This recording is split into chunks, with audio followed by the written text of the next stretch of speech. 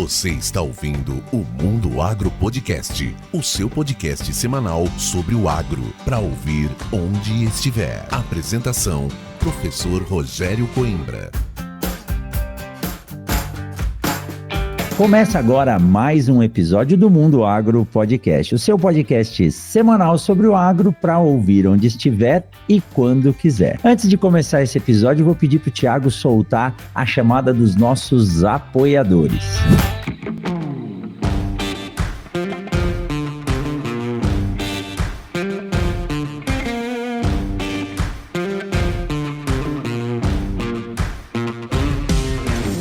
Mas antes de começar esse episódio, vamos falar sobre inovação, comodidade, segurança, qualidade e agilidade para a semeadura. É isso que a Agrosol Sementes traz ao mercado com o conceito de semente pronta. O produtor só tem o trabalho de abrir o bag, colocar a semente na plantadeira e iniciar o plantio. Assim você ganha tempo para aproveitar a ideal janela de plantio e fica tranquilo, porque essas sementes são tratadas por especialistas. A Agrosol apresenta ao agricultor um produto diferenciado, que atende a 6 requisitos exigidos pela parceria com a Syngenta para a certificação da qualidade. Essa é considerada a certificação mais exigente do mercado na área de tratamento de sementes industrial. A semente Agrosol é preparada por profissionais treinados, com aplicação de doses precisas e bem distribuídas em todas as sementes. O resultado é uma semente que agrega valor à lavoura e traz mais resultados para quem a cultiva. Afinal, a ampla proteção contra pragas e doenças nos estágios iniciais da planta se traduz em maior produtividade. Para mais informações, entre em contato com a Agrosol pelo telefone 66-2123-5201 ou acesse o site agrosolsementes.com.br.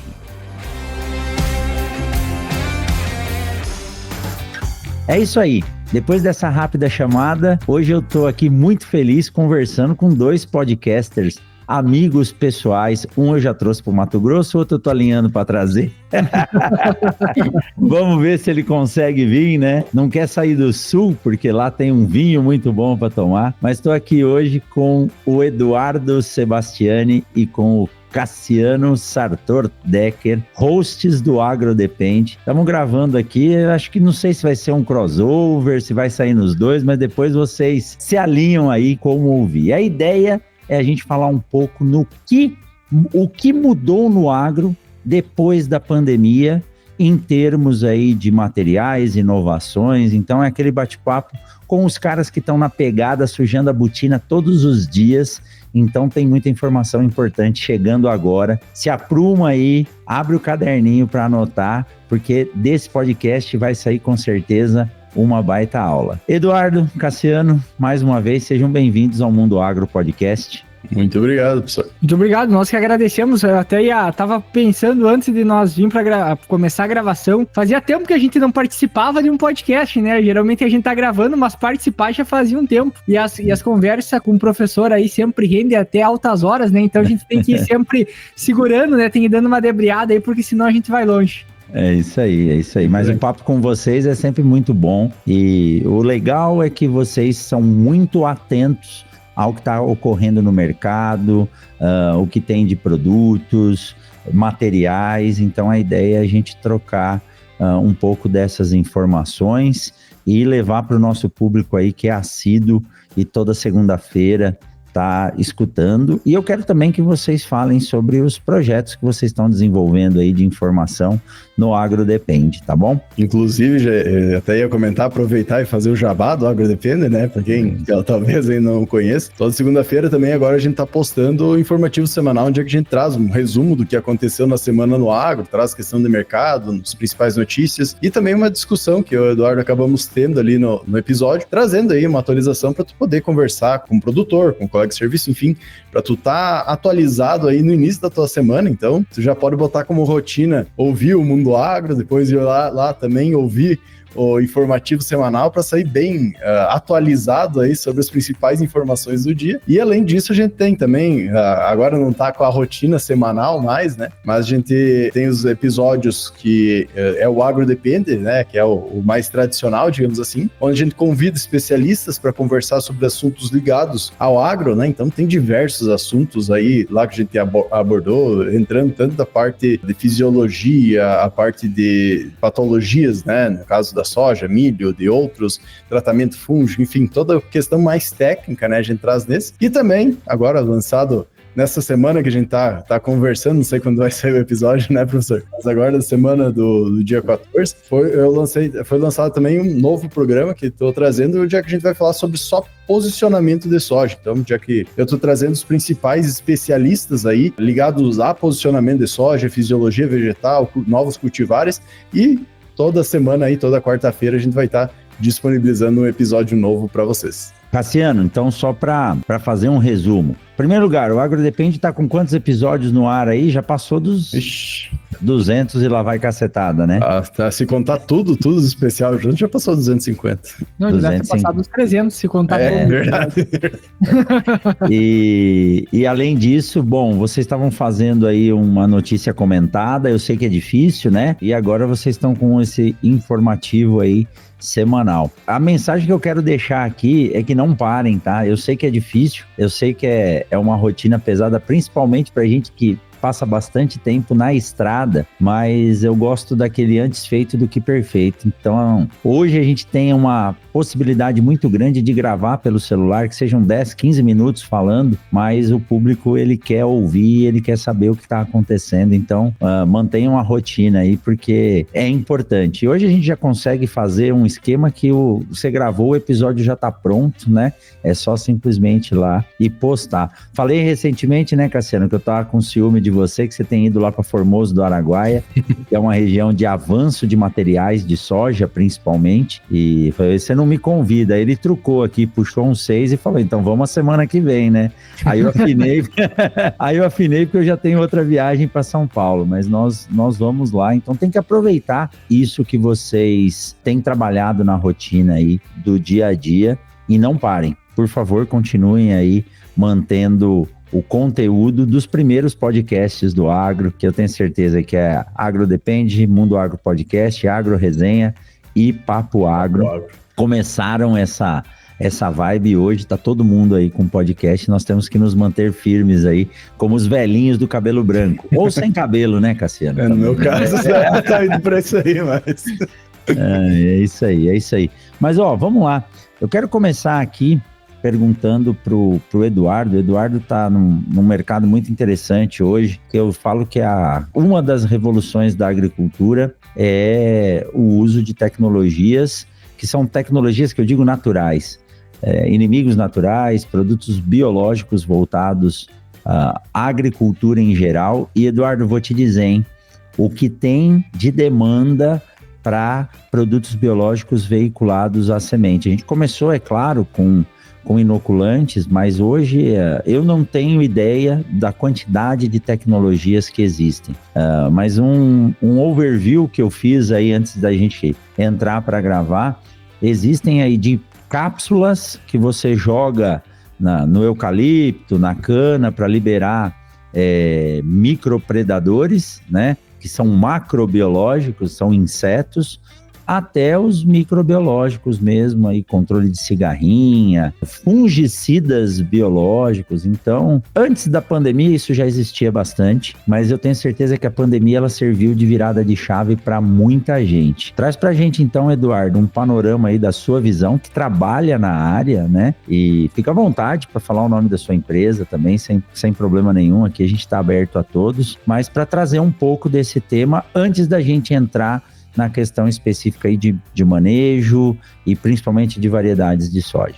Ô, professor, até se a gente for parar para analisar, eu lembro que durante o período da faculdade, nós já tínhamos uma professora, que é a professora Cinei, inclusive, que ela já fazia bastante trabalho, já batia muito em cima dessa questão de controle biológico. Inclusive, hoje o laboratório que tem da CETREM, que é onde é que a gente fez a nossa faculdade, o pessoal faz multiplicação lá, até mesmo de joaninha, por exemplo, para controle de pulgão, por exemplo, na lavoura. Então é para te liberar aquele inimigo natural na lavoura e iniciar uma forma de controle. Naquela época, ela batia muito em cima dos tricogramas também, né? Que são as vespinhas ali que tu vai soltar. Isso a gente tá falando o quê? De 2016, 2017, ela já mandava vir de São Paulo esses produtos, só que daí tinha toda uma questão de logística, a gente tá lidando com ovos daquelas vespas, né? Para fazer essa disseminação via drone. Aquela vez a gente já tá falando que o pessoal já fazia aplicação via drone desse tipo de tecnologia para controle, por exemplo, de lagarta do cartucho. Então, tem muitas tecnologias que muitas delas já foram difundidas pela Embrapa, por exemplo, lá em 1980, que entra desde a parte de controle utilizando, né, os produtos à base de baculovírus. Então, que hoje a gente tem as tecnologias à base de BT, mas tinha os baculovírus, que era tu liberar o vírus no ambiente, matava a lagarta, depois tu pegava a lagarta de volta na lavoura, triturava para reaplicar novamente.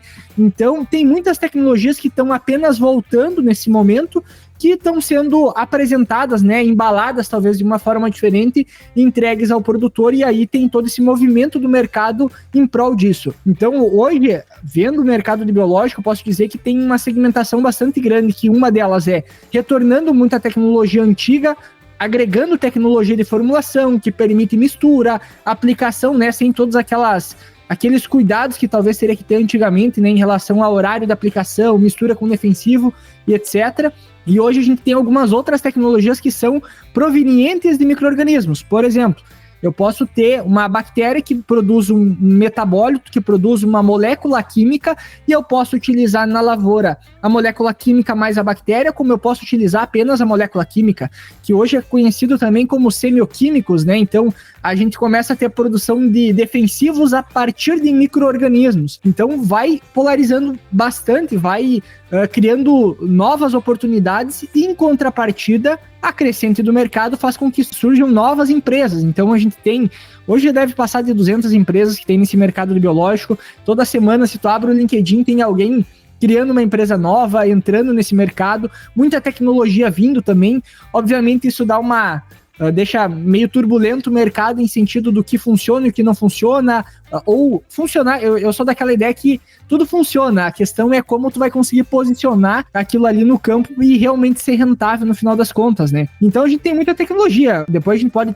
talvez ir citando isso, mas aí tem a questão, por exemplo, de aplicação na semente, que era o que já se fazia no inoculante, no on-farm, né, que o professor já não é tão a favor do on-farm, mas o pessoal faz bastante, mas tem a questão também de utilização via suco, que cresceu bastante, e hoje em dia se bate muito em cima do TSI industrial, né? Hoje eu trabalho na Simbiose, que é uma empresa já está mais de 15 anos no mercado, então a gente vai acompanhando também toda essa entrada de novas tecnologias que facilitam a vida do produtor. Em vez de a gente ter aquele produto só de 6 meses de validade, a gente está falando de produtos de 3 anos talvez já de validade, ou seja, aumentando o tempo de prateleira, permitindo mais misturas, e aí com todas as multinacionais entrando no mercado, obviamente a competição faz com que acelere o processo. Em contrapartida, a gente tem questões políticas de legislação, que entra a produção on-farm, a multiplicação on-farm de micro-organismos, além de uma legislação para saber como é que vai funcionar a fiscalização, porque não é apenas eu formular um produto e largar no campo, tem que saber se está vivo aquele micro-organismo, qual é a concentração, qual é a cepa daquele micro-organismo, se ele pode gerar um futuro problema ou não, porque a gente está trabalhando com micro-organismos nesse ambiente. Então são todos cuidados, e o mercado ele vai ficando cada vez mais complexo e mais interessante, e daqui para frente a gente vai ver cada vez mais novidades surgindo, né? Ô Eduardo, é interessante isso, e essa semana eu estava conversando com alguns alunos aqui na sala após a aula, e nós estávamos discutindo o seguinte: o uso de algumas tecnologias, ele depende de um trabalho conjunto do agricultor. Porque, por exemplo, né, quando você solta, você falou joaninha para pulgão, você consegue produzir um volume grande, mas se o seu vizinho entrar com uma aplicação aérea de um inseticida, você vai reduzir a eficiência da tecnologia que você utilizou na sua área, E aquela tecnologia que você utilizou na sua área, ela pode reduzir bastante o uso de alguns defensivos químicos, como o caso do inseticida. Então a gente precisa começar a trabalhar, e eu acho que esse momento de bate-papo aqui é interessante para isso, para difundir as informações, e quando o produtor pensar em utilizar um produto, ele converse com o seu entorno para que a eficiência seja maior e a tecnologia seja explorada em seu máximo. É estranho a gente falar isso, mas isso já existe em algumas coisas quando a gente fala em uso da água, nas bacias hidrográficas, né? Ou nas microbacias. Mas hoje você tem que correr numa propriedade para achar um talhão que está dentro de uma área de reserva cercado pelos 4 lados para fazer a tecnologia funcionar, é algo que limita muito algo que é importante. Então você vê como a informação ela tem que fluir.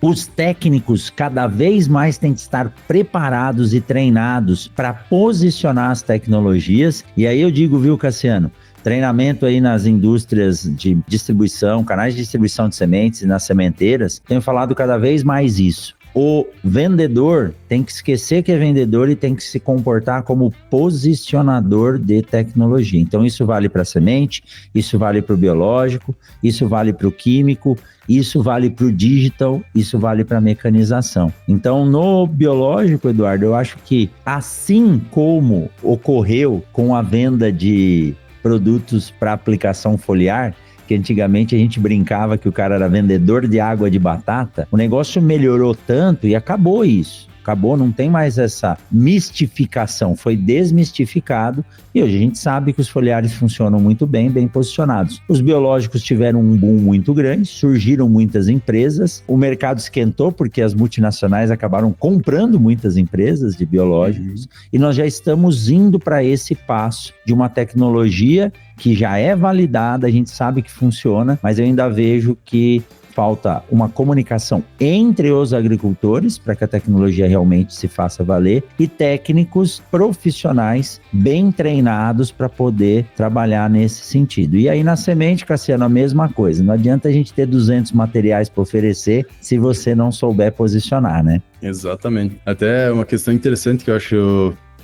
pensando antes de pandemia e pós-pandemia, o agro, diferente da maior parte dos setores, a gente vai observar, o boom foi na pandemia, né? O boom, eu digo assim, de lucratividade. A gente vai pegar bem no período da pandemia, aumentou o valor pago, vamos dizer assim, pelas commodities, o preço estava baixo, então o lucro do produtor foi muito grande, que eu observei, pelo menos, dá para observar, que esse aumento de lucratividade também teve um aumento muito grande na utilização de produtos, avanços de materiais, outros produtos, tudo mais, que acabou auxiliando também todo o desenvolvimento do mercado. Então, como na pandemia parte do digital, né, acho que tu comentou, professor, que é interessante, ele tracionou muito, a gente tá fazendo podcast cada um num canto, né?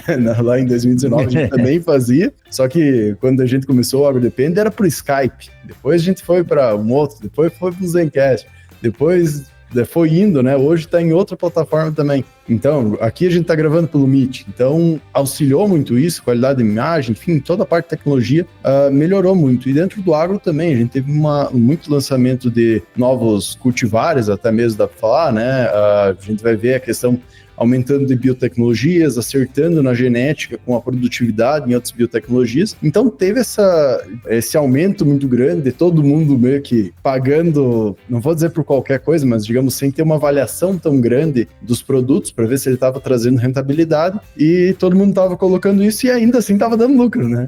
Exato. Até os vendedores de água de batata, que nem tu brincou, como apareceu muita empresa, por exemplo, de foliar que não tinha nenhuma comprovação ou alguma coisa, né? Não estou falando das empresas sérias, né? Estou falando as oportunistas que entraram no mercado de uma hora para outra, sem histórico, sem nada. E sem dados comprovados dos seus produtos. Também vendia e o produtor pagava e ia se desenvolvendo. Porém, eu vejo que agora a gente está num momento totalmente diferente, né? A gente vende 2 safras, o produtor sem ter a lucratividade como tinha no passado, quase sem lucratividade em alguns casos, alguns com contas altas para pagar, porque pagaram 20 sacos de arrendamento em alguns casos e não tem como fechar a conta agora. Tudo isso mostra a importância da profissionalização, e as empresas que estão ficando no mercado são aquelas que estavam estruturadas dentro daquela questão que tu comentou, né? De produtos que funcionam, validados, com uma boa assertividade, vamos dizer assim, tanto de posicionamento também, como dados e resultado que é colocado no produtor. Um ponto importante também que eu vejo da pandemia é que, se vocês lembrar, uma das coisas diferentes, eu vejo que a parte de venda de produto, de forma geral, pode ser que tenha melhorado muito por causa da rentabilidade do produtor naquele momento, mas um ponto que não existia, por exemplo, a gente fazia já podcast naquele momento, mas um boom que teve gigantesco foi a parte de informação, de aulas, de cursos que estão sendo comercializadas hoje no digital. Antes da pandemia, esse mercado não funcionava dessa forma, do pessoal comprar tanto curso voltado à sua própria área. A gente sempre brincava quando a gente começou o podcast, né? Quantas pessoas que se formaram como agrônomos, por exemplo, e continuavam estudando? Era uma minoria que se informava em uma palestra ou um evento, mas realmente estar presente em um curso, comprar um curso, às vezes de 500, de 1.000, de 2.000 reais, ou às vezes até mais, né? Para estar buscando conhecimento é uma novidade que começou a evoluir depois da pandemia. Um outro ponto, as empresas perceberam a necessidade de estar no dia a dia do produtor, no dia a dia do cliente, dele sendo lembrada constantemente, porque não adianta eu fazer muitas vezes um bom trabalho lá naquele produtor e amanhã depois vem uma pandemia que eu não consigo mais nem visitar. Como é que eu vou passar essa informação? Então eu preciso ter uma rede social forte, eu preciso ter um influenciador às vezes para repassar aquela informação. Hoje um problema que eu vejo muito grande ainda é que existem muitos influenciadores, né, que têm uma voz muito forte, mas ao mesmo tempo não são os especialistas. Os caras que são bons, muitas vezes, não é os caras que estão tendo maior audiência e maior destaque. Então, esse é um ponto importante que talvez vai amadurecer, né, daqui para frente muito ainda esse mercado, mas ao mesmo tempo dá muita possibilidade. Eu comento em algumas palestras que a gente fazia para o pessoal das faculdades, né, é que se tu tem hoje alguma coisa para ensinar para alguém, para compartilhar com alguém, por que tu não vai criar um conteúdo na rede social? Porque na pior das hipóteses, você vai estar aumentando a tua visibilidade, você vai estar informando alguém e tu não precisa criar conteúdo só no Instagram. Pode criar conteúdo no WhatsApp, tem um grupo lá de produtores para te mandar informação semanalmente, informar eles, o teu grupo de clientes. Então tem várias alternativas e ferramentas que o pessoal começou a prestar mais atenção, além do que era antes da pandemia, que antes da pandemia muitas vezes era ligação, o cara visita. Hoje em dia o WhatsApp se tornou muito mais forte, o pessoal fala de e-commerce no agronegócio, mas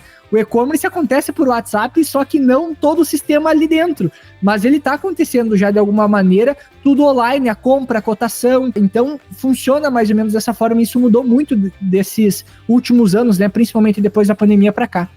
Isso é... Bom, vocês tocaram em vários pontos aí, eu vou tentar fazer um comentário de cada um deles. Bom, Cassiano, na verdade, a pandemia, ela trouxe um ganho de capital muito grande para o produtor, né? Principalmente quando a gente fala em termos de soja, o milho também subiu o preço. Aqueles que souberam se preparar, pois o preço iria voltar. Eu conversei com o Wagner Camerini quando estava começando a pandemia da Stonex e ele falou: Coimbra, isso que nós estamos vivendo é um ponto fora da curva, a soja não vai se manter aí nos 15, 16 o bushel, não, isso vai voltar ao normal. E eu lembro que quando começou a voltar, eu chamei ele para gravar e falou: eu tenho certeza que você vai lembrar daquele episódio de 1 ano atrás, e realmente foi o que aconteceu. Então o produtor, ele se tecnificou muito, não dava simplesmente para sair comprando terra, ele melhorou o equipamento, ele melhorou o seu solo, ele investiu em irrigação, então ele melhorou bastante. E outro ponto que o Eduardo acabou de citar é verdade. Durante a pandemia, acabou aquele negócio de você conversar sozinho com o produtor e defender o seu produto ou o seu serviço. Durante a pandemia, todo mundo estava conectado em rede com muitas pessoas. Aí, naturalmente, houve a necessidade de você se capacitar. Porque se você entra numa sala de reunião onde estão falando de um assunto que você não entende, você vai ficar para fora. E aí, é óbvio, as universidades, eu mesmo tive que colocar minhas aulas online, gravadas de forma...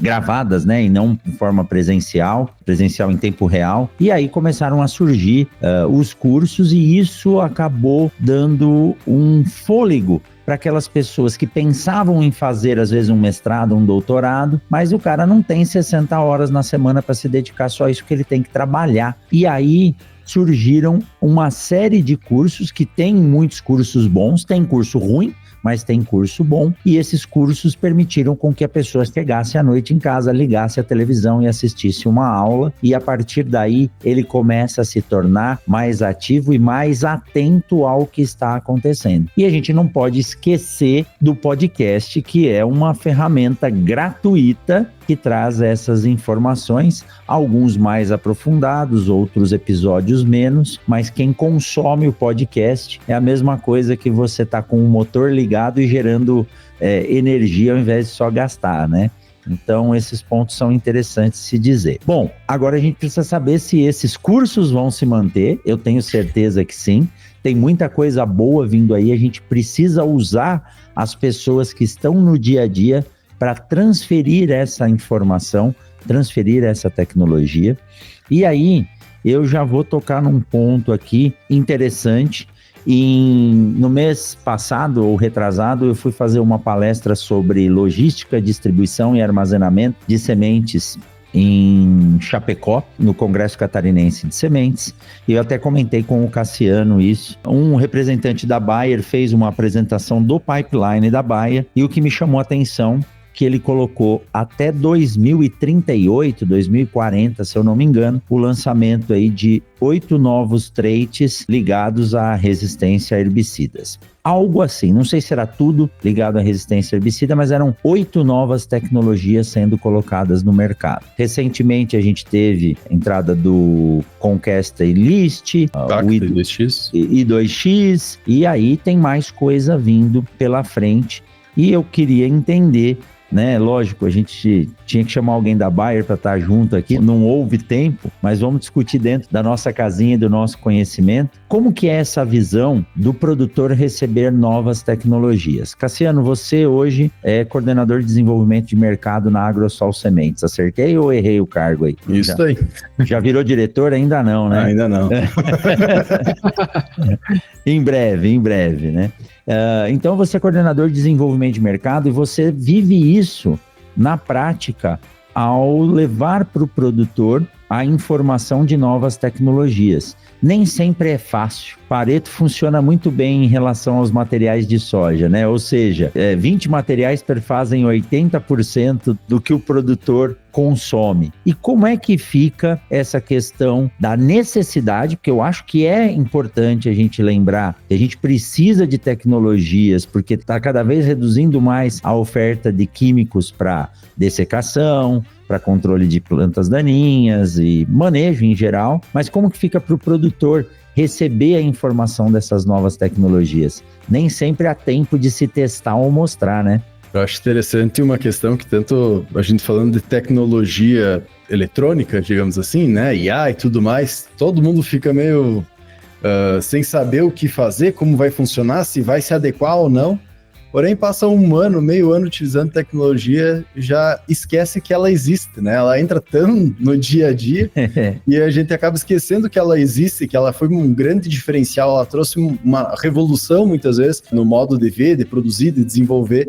E é isso que a gente tá vendo, querendo ou não, ano a ano, né? Eu vim faz pouco pro Mato Grosso, né? Antes estava lá no Sul, mas vi muito, nesses 2 anos praticamente tô pra cá, eu vi muito desenvolvimento, tanto de materiais novos que mudaram o teto produtivo, vamos dizer assim. Então, antes a gente tinha um material que produzia em média, digamos, 65, 70 sacos. Nesses 2 anos já entrou um material novo e uma série de materiais novos que já pularam de 5 sacos mais, isso aí numa média geral. Eu sei que tem áreas que chegam até 100 sacos, mas vamos falar numa média mais real, né, pegando as áreas em geral. E materiais que trazem uma característica que eles conseguem ser plantados, diferentes tipos, né, diferentes áreas. Então vamos pegar assim o estado inteiro, muitas vezes o cerrado inteiro, como exemplo de alguns, em diferentes populações, mesmo assim entregando qualidade em diferentes tipos de solo, porque são materiais que têm uma plasticidade, digamos assim, muito boa, tanto em população quanto tipo de solo, e consegue entregar teto produtivo, né? Junto com isso, a gente tem doenças que aparecem, né? Vamos pegar numa linha da soja, que apareceu de um ano para o outro, foi um grande problema, e dali passou 1 ano, 2, a pesquisa desenvolveu muita coisa, o produtor já começou a aprender a lidar. E dessa forma a gente está vendo também a questão das biotecnologias, né? Hoje os materiais que vão entrar com maior status produtivo, além deste que aconteceu nos últimos anos, basicamente vai ser materiais só com novas biotecnologias, que é para onde é que está indo, vamos dizer assim, principalmente essa questão, né? Então tem todas essas partes que a gente está observando desse desenvolvimento. E esses manejos, né, muitas vezes por causa dos herbicidas ou até mesmo das lagartas que a gente comenta, ou vamos pegar uma outra questão, a parte de resistência a nematóides, que está aumentando cada vez mais em materiais com um teto produtivo vindo com essa resistência. Cada ano entram mais no mercado e o desenvolvimento desses materiais está diminuindo muito, né? Inclusive, pegando o que a gente comentou lá na Lagoa da Confusão, estava lá umas 2 semanas atrás, foi falado exatamente isso, né? Uma questão que havia uma dificuldade dentro, por exemplo, de uma Conquest Enlist, de ter materiais com produtividade alta, né? Conquest Enlist, para quem não sabe, tem toda a parte de resistência à lagarta e também 3 herbicidas. Então, agora está conseguindo passar esse degrau e conseguir entregar materiais com produtividade e dentro dessa biotecnologia que auxilia muito o manejo, por exemplo, plantas daninhas de difícil controle, até mesmo a questão do lagartas, quanto também a I2X, né, a Intact, né, I2X, que está trazendo principalmente o diferencial de materiais mais produtivos, né, que já vem há mais tempo trazendo materiais mais produtivos e que nem muito bem tu comentou, além de trazer uma resistência maior de lagartas, tem coisas novas que estão vindo nos próximos anos ali, né, já estão tentando fazer uma genética que consiga entregar alto teto produtivo como entrega hoje, com um pacote, um banco de resistências muito grande. Então, eu observo que o produtor tem sim uma resistência nesse início, porém essa resistência se quebra muito rápido, não é que nem antigamente que tinha, como é que a gente vai fazer todo o desenvolvimento? Não, se a gente trazer um material que tem produtividade, se adequa, a área do produtor desenvolve. E uma questão que tu trouxe, eu acho que é importante a gente ressaltar, tanto no Sul quanto no Mato Grosso, é mais pura verdade. É 2 materiais que fazem 80%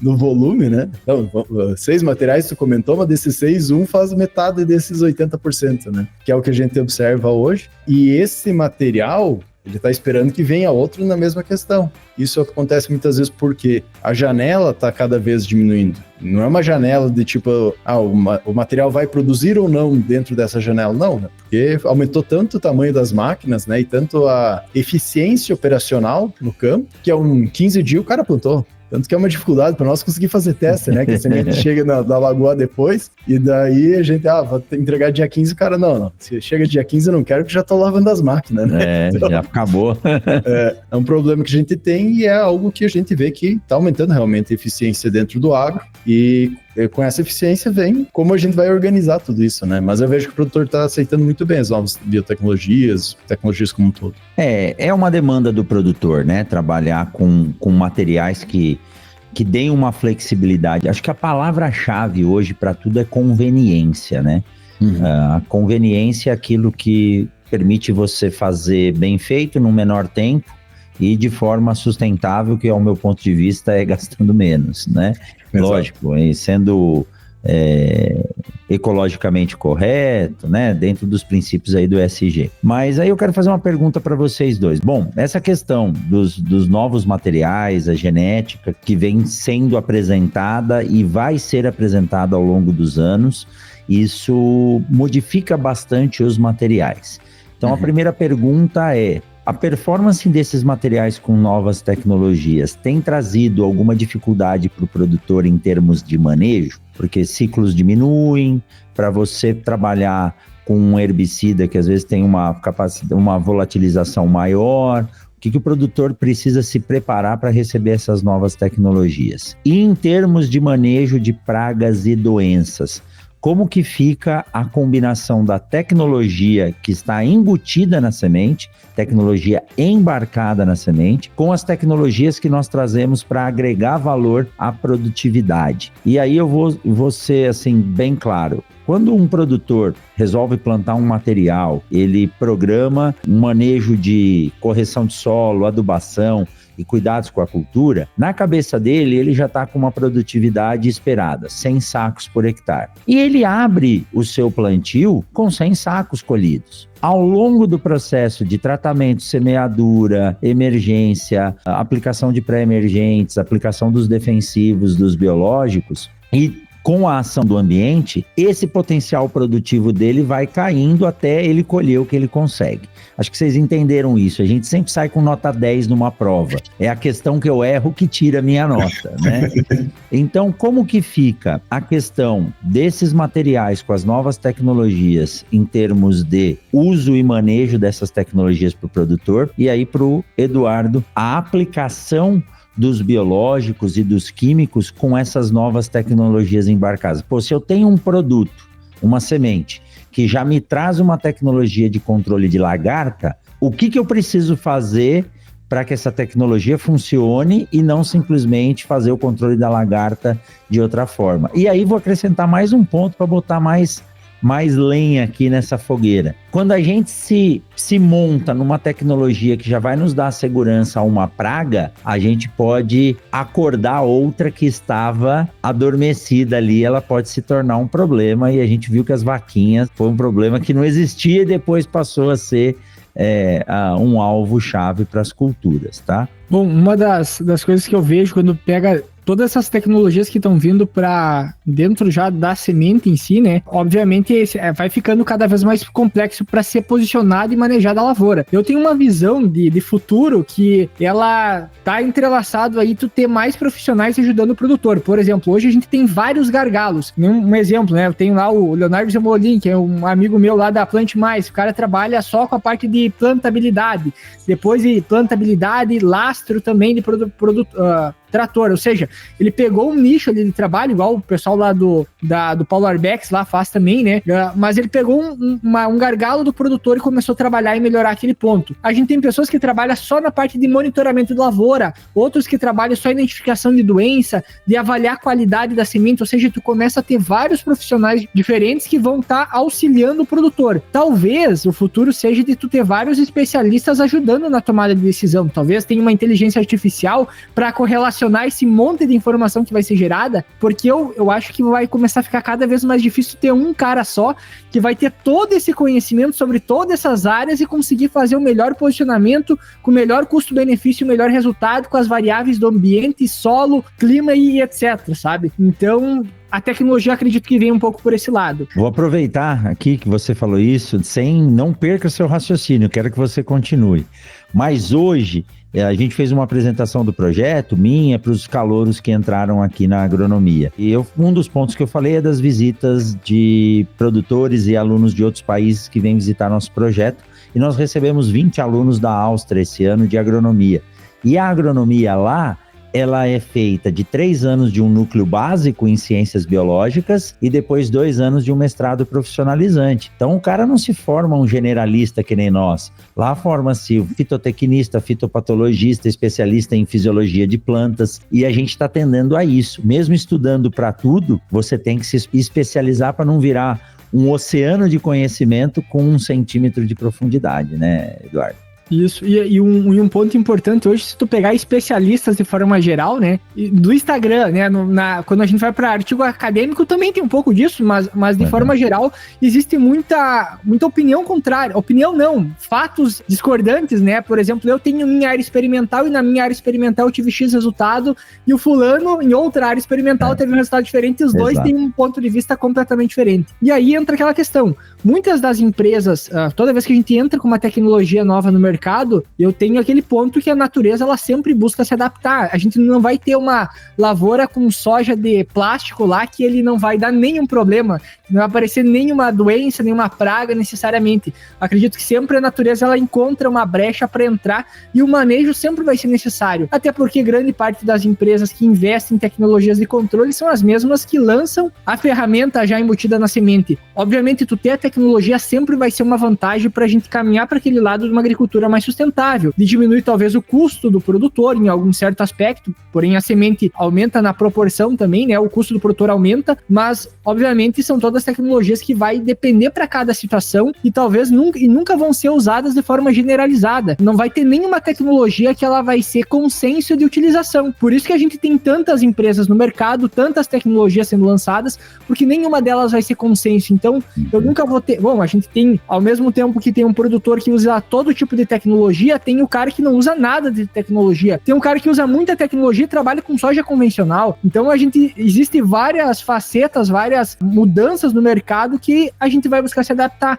E a gente tá falando de soja, talvez amanhã ou depois, sei lá, vai entrar mais um ciclo cultural ali no meio, vai entrar uma cultura que até... Vou dar um exemplo, há poucos anos atrás a gente não falava tanto de gergelim, pra mim, recentemente é uma novidade. Então olha como vai modificando o mercado e os desafios continuam, porque até tu botar uma tecnologia como a gente tem na soja para outras culturas, é uma caminhada longa. Então sempre vai necessitar de profissionais, sempre vai necessitar da adoção de tecnologias e esse acompanhamento com o produtor. Só que uma coisa que a gente tem notado e que tem mudado é o perfil do cara que está na propriedade rural. Existe o produtor ainda, que é o cara que depende que tu esteja lá juntamente com ele, como a gente tem em contrapartida o agrônomo que está na propriedade já, que ele já tem o conhecimento, ele busca muita informação de fora e às vezes ele só está cotando o preço de produto. Então, hoje a gente tem um mercado basicamente, que todo o conhecimento ele é ofertado com base nas vendas. Tu vende o produto e com isso tu vai entregando um pouco de conhecimento a respeito daquele produto. E hoje em dia a gente já vê crescer muito a questão de conhecimento apenas. Só que tem um gargalo gigantesco que é o conhecimento que tem dentro de cada empresa, por trás de cada CNPJ, o conhecimento que os caras têm não está aberto às vezes a todo o mercado. Então, quando a gente fala de tecnologia que cada empresa tem, o especialista às vezes que está lá dentro da universidade, ele não tem acesso àquela informação, ele não tem acesso àquela tecnologia.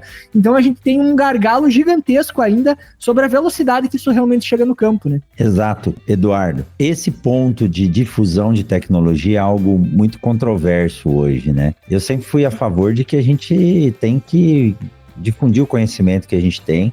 Na universidade isso é importante, mas a universidade hoje, ela está passando por um processo de mudança. E eu acho que é muito benéfico isso. A curricularização da extensão, ou seja, todos os cursos de graduação têm que ter 10% da sua carga horária de extensão. Isso está forçando os professores, que são ótimos pesquisadores, a entender um pouquinho melhor do que é e como é levar a informação que está dentro da faculdade para fora e, mais importante do que isso, aprender a trazer a prática do dia a dia, que se desenvolve muita coisa dentro das fazendas, para a rotina da universidade. Então isso é um ganha-ganha muito grande, mas muito grande. Acho que eu comentei com o Cassiano no dia que ele estava aqui em casa, que numa sexta-feira eu estava dentro de um secador, na segunda-feira eu fui dar aula, quando eu abri o meu cronograma era aula de secagem. Então, mais do que eu, que tive que ir lá bater chave dentro de um secador, os alunos tiveram a oportunidade de ouvir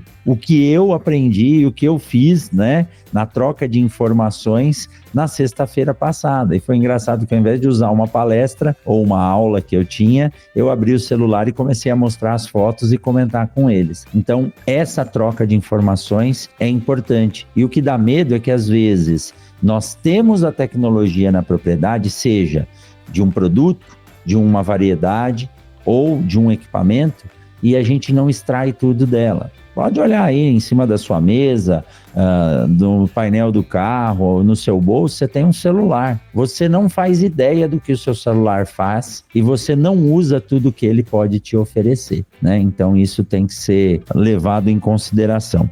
Deixa eu perguntar uma coisa antes de passar para o Cassiano. Aí é uma parte mais técnica e curiosidade minha. Quando a gente fala em controle biológico, assim como nós precisamos para as tecnologias ter áreas de refúgio, para que não haja uma pressão de seleção muito grande, dentro dos micro e macrobiológicos, isso existe também, Cassiano? Eduardo, a gente precisa se atentar a esse ponto? Hoje, dentro do meu conhecimento, né, a gente entende que não é necessário pelo fato que é uma questão de... Eu uso o argumento, né, de predador e presa. Então, vamos pegar, por exemplo, assim, uma questão de uma cigarrinha do milho. Tu tem lá uma Balvéria baciana que, quando ela entra em contato, inicia o processo...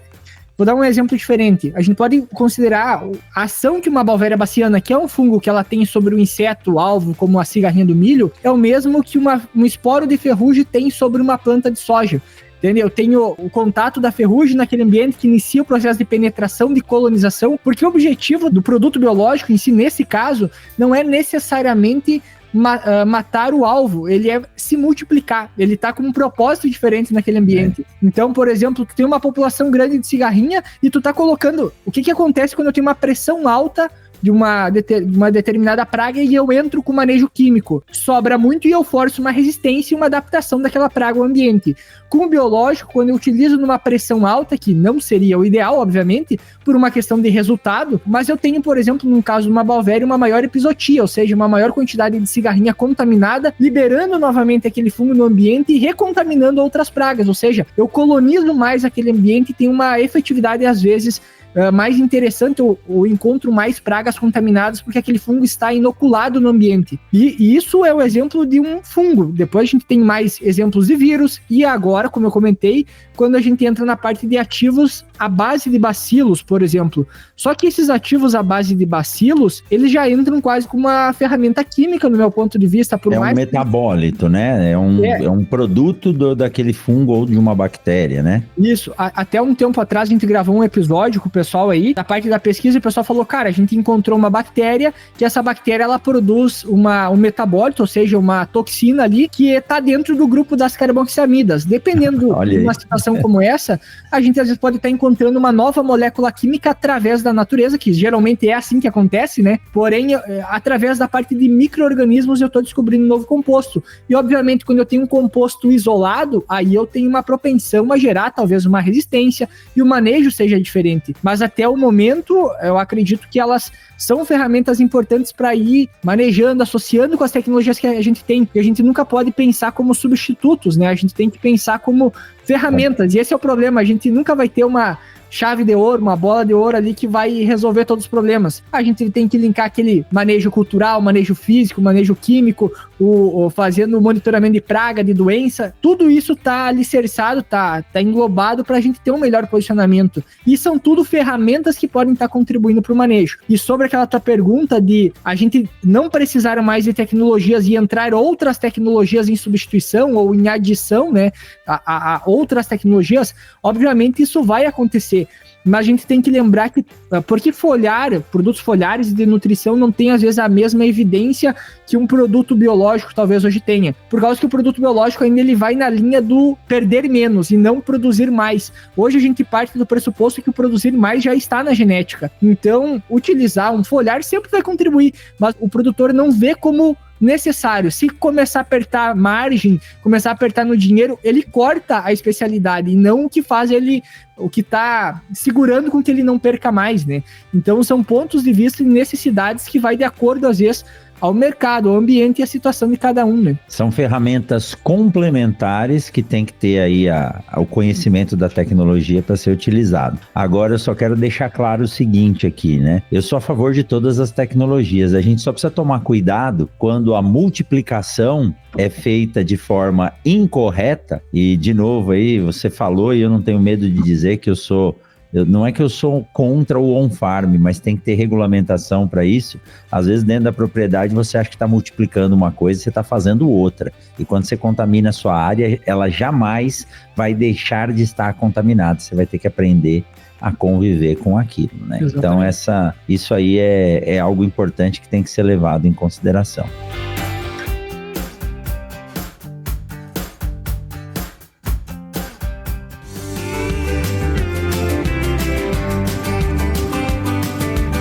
Vamos aproveitar esse intervalo para te dar um recado da Momesso. Desde 2013, a Momesso, que é uma empresa brasileira referência em equipamentos para o tratamento de sementes, juntamente com a Quimbria, que é uma empresa europeia líder mundial em tecnologia para o processamento de grãos e sementes, mantém uma parceria de sucesso aqui no Brasil. A Momesso é representante exclusiva da Quimbria na comercialização, instalação e manutenção dos equipamentos para processamento de sementes em todo o território nacional. Para saber mais sobre as tecnologias e equipamentos disponíveis, acesse www.momesso.ind.br ou clique no link aqui na descrição desse episódio. Momesso, excelência do on-farm ao industrial.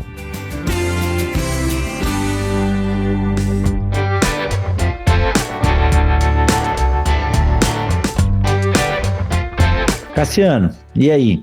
Como é que a gente lida com essas inovações aí, mesmo no manejo, né, desses novos materiais? E outra, viu? Só para deixar claro para quem está nos assistindo aqui pelo YouTube, pelo Spotify ou nos ouvindo, tenho recebido algumas críticas que eu só falo de soja, né?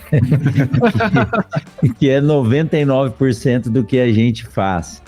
Mas isso se expande para as outras culturas, né? Graças a Deus está aumentando a demanda das nossas ações para o algodão, é uma cultura muito tecnológica também, e o milho nem se fala, o milho está passando por algumas mudanças interessantes aí, tá? Então, Cassiano, você pode falar da soja, mas se tiver aí alguma dica para as outras culturas, pode falar também. Até acho que para não deixar de falar, vamos falar primeiro das outras culturas, né? E outra coisa, viu? O confundimento Cassiano-Eduardo é que antes o Cassiano era barbudo e o Eduardo não tinha. Eles mudaram agora e eu tô errando os nomes. Mas todo episódio que a gente grava eu faço isso, viu? É porque é de estar relaxado. Não, mas eu acho que nem o Eduardo comentou, várias culturas que antes não tinha expressão, a gente tá vendo que tá desenvolvendo, né? Eu acho que o gergelim é uma das culturas que mais mostra isso. E eu sempre comento, inclusive nos informativos semanais, eu sempre acabo falando isso também, que sim, o Brasil ele produz uma matéria-prima, ele produz, por exemplo, o grão, né? Vamos dizer que ele é uma matéria-prima em si, embora já seja quase uma indústria, né? A gente já está pegando a fertilidade do solo, a água, gás carbônico, luminosidade solar que a gente tem e transformando ele num grão para ser vendido. Mas vamos pegar esse grão, ele transforma toda uma cadeia.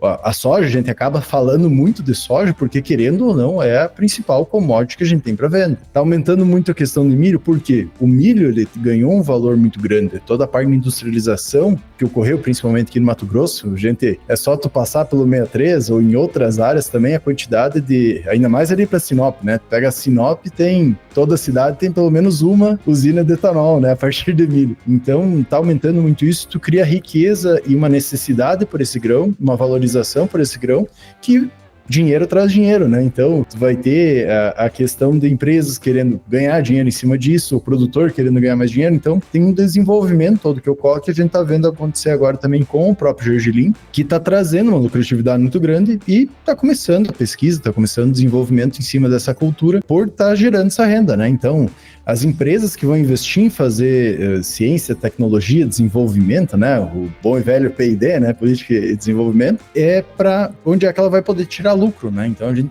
tem toda essa questão, por isso em outras culturas, muitas vezes de menor expressão, a gente não vê tanto esse desenvolvimento, porque basicamente se uma empresa vai querer colocar uma biotecnologia, que nem a gente estava comentando dos que tem dentro da soja, e que já estão olhando para 2036, 38, que o professor comentou, né? Que já tem diversas outras e antes dessa, de chegar em 38, já tem outras que já estão previstas dentro de 2030, até 2030, né? Então, a gente vê que o mercado está desenvolvendo por quê? Porque traz rentabilidade para a empresa que produz e para o produtor, quem vai utilizar, vamos dizer assim, essa tecnologia também tem benefícios, né? Então, é um ganha-ganha, como a gente comenta, né?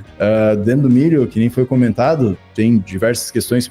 Foi ali que começou principalmente a questão do lagarta, né? Então a gente teve desenvolvimento que depois veio para a soja. Hoje está estagnado, mas já tem outras tecnologias, como o short corn, se não me engano é o nome, que é o milho mais baixo para um potencial de mais plantas, uma maior produtividade, além de outras biotecnologias inclusas. A gente tem diversas coisas entrando, novas biotecnologias, como também tem dentro da soja, mas pegando esse apanhado geral, novas biotecnologias, novos produtos biológicos, tudo novo que está entrando a todo momento. E por que a gente acaba muitas vezes não sabendo direito o que fazer, ou como foi comentado antes pelo professor, pelo Eduardo, parece que tá todo mundo meio perdido e cada vez precisa mais especialistas, né? O que eu observo, pelo menos, é que a gente tá num país que é tropical, uma média 2 safras, tanto no sul quanto no norte. É difícil o local que não faz 2 safras, né? Só lá no sul, claro, tem áreas que o pessoal não bota trigo porque não quer colocar, não porque não produziria, né? Mas a gente tem uma intensificação muito grande dentro da nossa agricultura e essa intensificação faz com que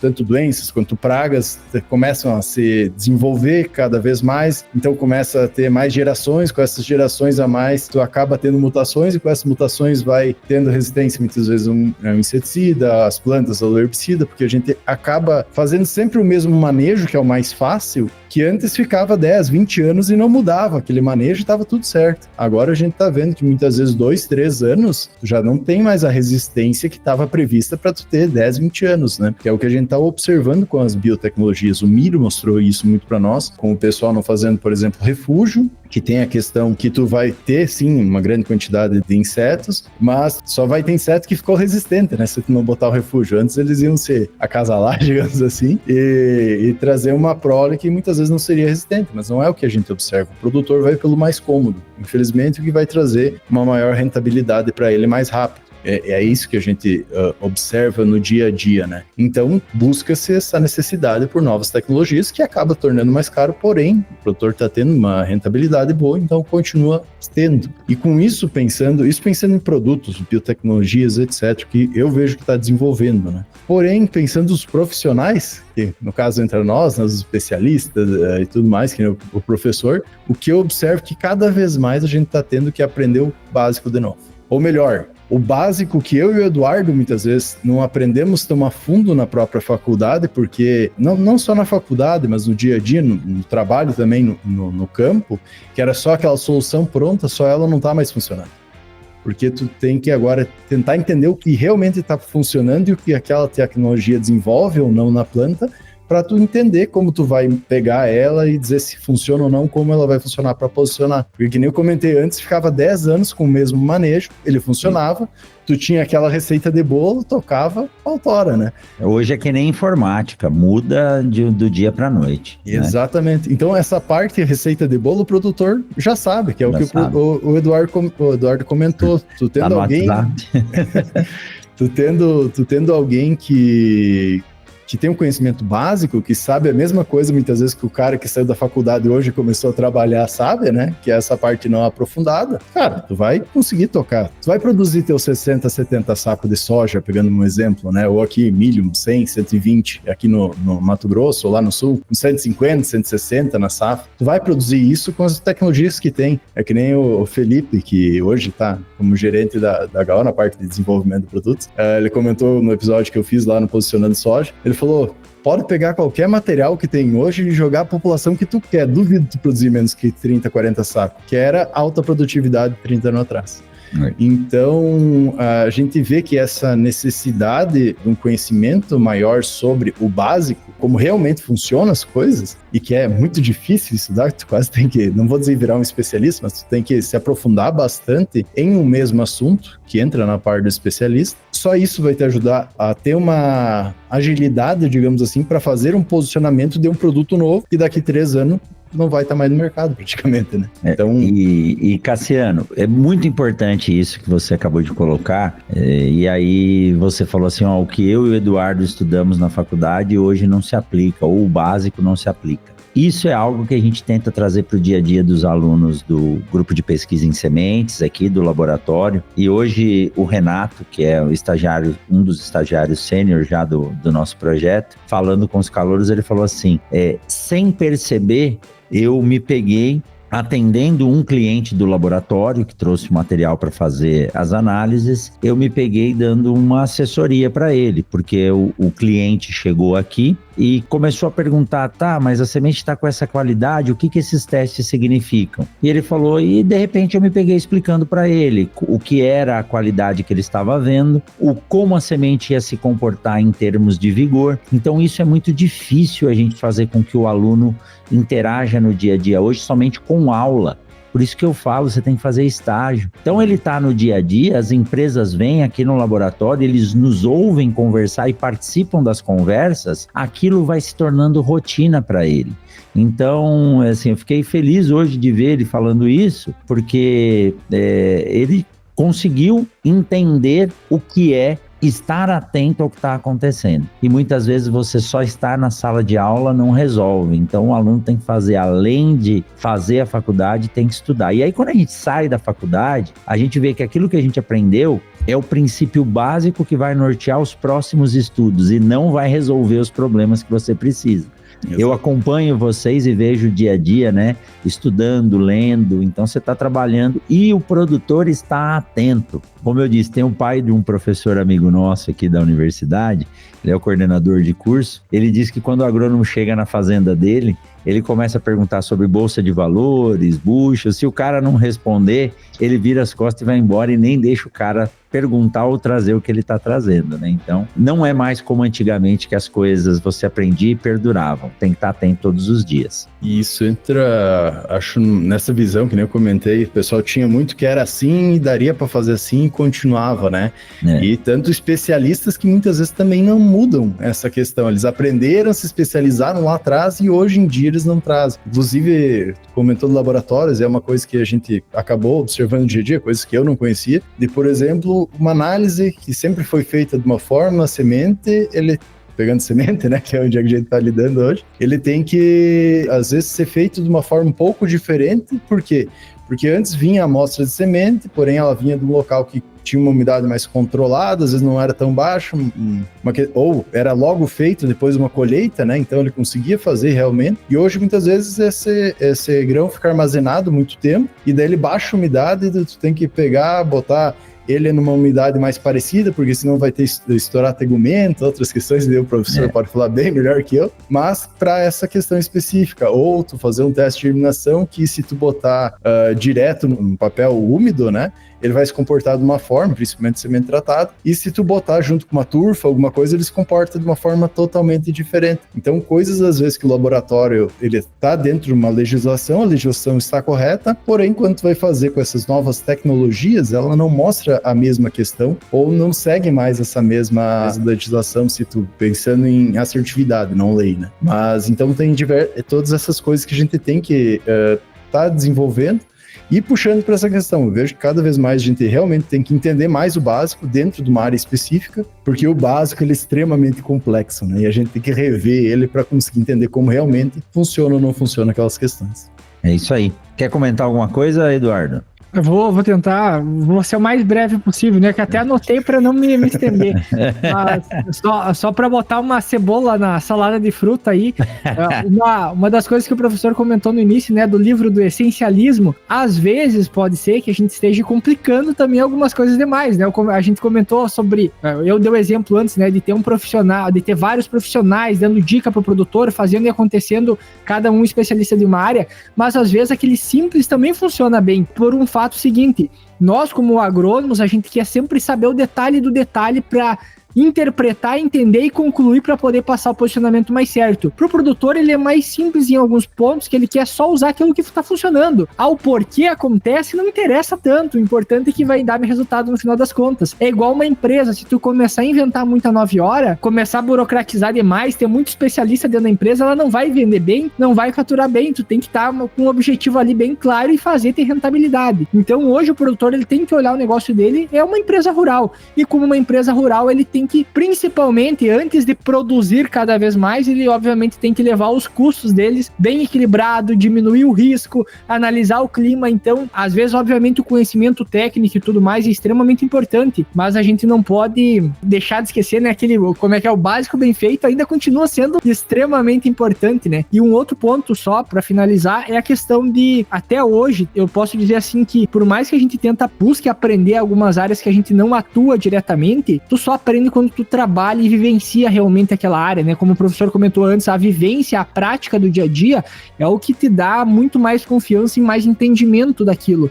Então, por exemplo, hoje eu já trabalhei um pouco no mercado de foliar, de adjuvante, da parte de corretivos de solo, hoje na parte de biológico. Então, só trabalhando nessa área eu entendo que foi onde é que eu aprendi algumas coisas relacionadas a isso, é a mesma coisa. Talvez eu vá estudar agora alguma coisa sobre sementes, mas eu nunca vou chegar nem perto de vocês que estão vivenciando isso na área, no dia a dia. Talvez uma dica para quem está começando, né, é buscar ter mais vivências possíveis, porque isso, obviamente, é o que te deixa um profissional mais completo. E estar ao lado do produtor, que, obviamente, o produtor ele tem que abraçar todo o processo, de tu ajudar ele em todo o processo, com certeza é uma das maiores escolas que tem para realmente aprender, obviamente, se tu buscar esse conhecimento, porque se acomodar, tu pode se acomodar a qualquer lugar, né? Mas a oportunidade de buscar conhecimento, realmente do lado do produtor, é onde é que tá todos os desafios ali. Então é um ponto importante. E não é vergonha nenhuma para ninguém não ser especialista em tudo. Pelo contrário, quando você tenta navegar em todas as áreas ao mesmo tempo, e o agrônomo tem muito disso, tem até um meme aí, um vídeo, né, que tem um monte de empresário numa mesa e o agrônomo fala que responde, né? E aí quando pede para resolver o problema do Mundial do Palmeiras, ele fala, esse aí eu já não consigo, né?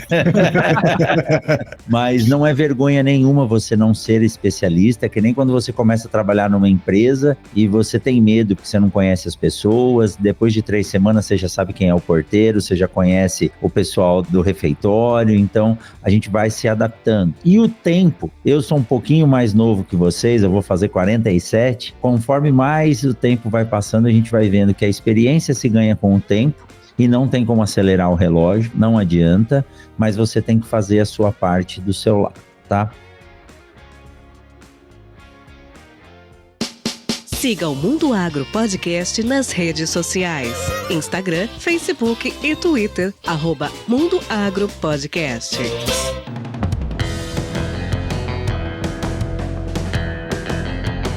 Bom, nós estamos aí com quase 1 hora de bate-papo.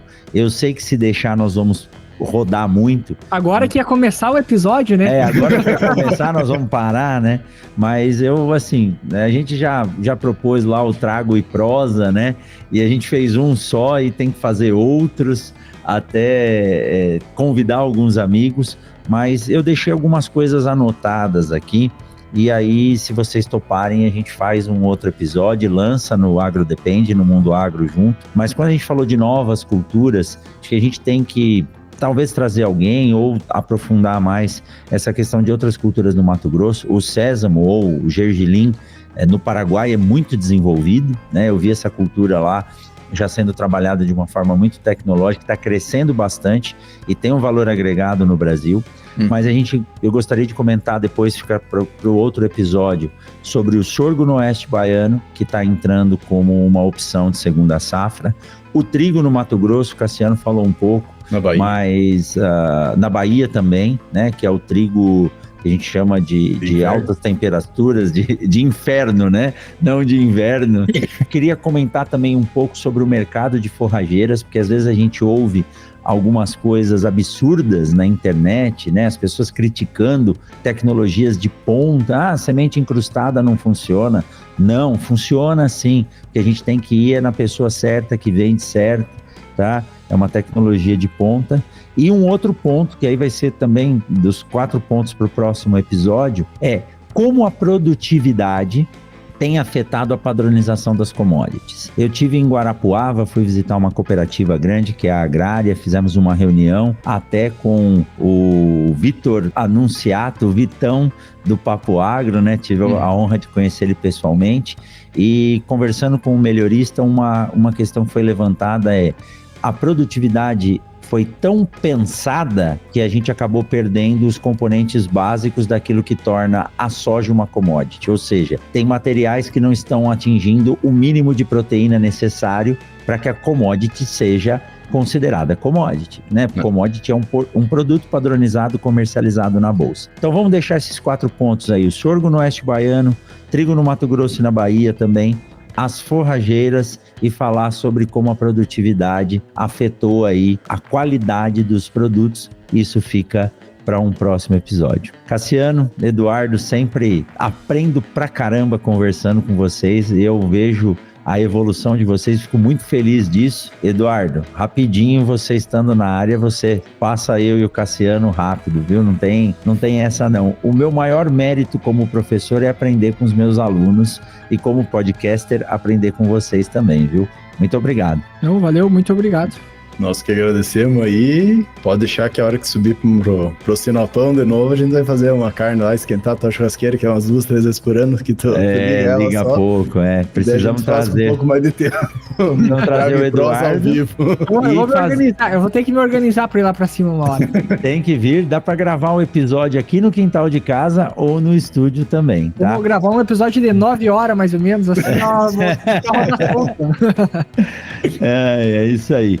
Mas olha, você que ficou com a gente até agora, não fique triste por a gente não comentar sobre esses temas, mas fica o compromisso aqui da gente voltar.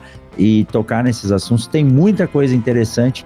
Quem sabe, né, Cassiano, Eduardo, a gente traz alguns convidados específicos para falar desses temas junto com nós três aqui, tá bom? Cassiano, Eduardo, muito obrigado. Você que ficou com a gente até agora. Na semana que vem tem mais um episódio do Mundo Agro Podcast e do Agro Depende também. Valeu, turma. Forte abraço. Uma ótima safra a todos. Até mais. Valeu. Oi, pessoal.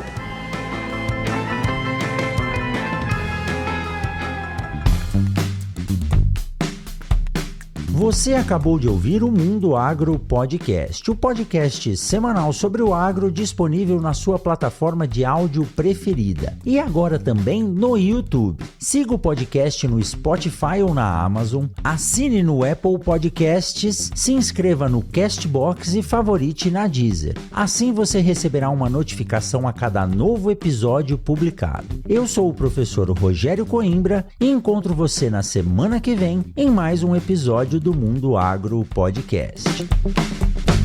Você ouviu o Mundo Agro Podcast. Informações, novidades e muito mais. Mundo Agro Podcast, para ouvir onde estiver.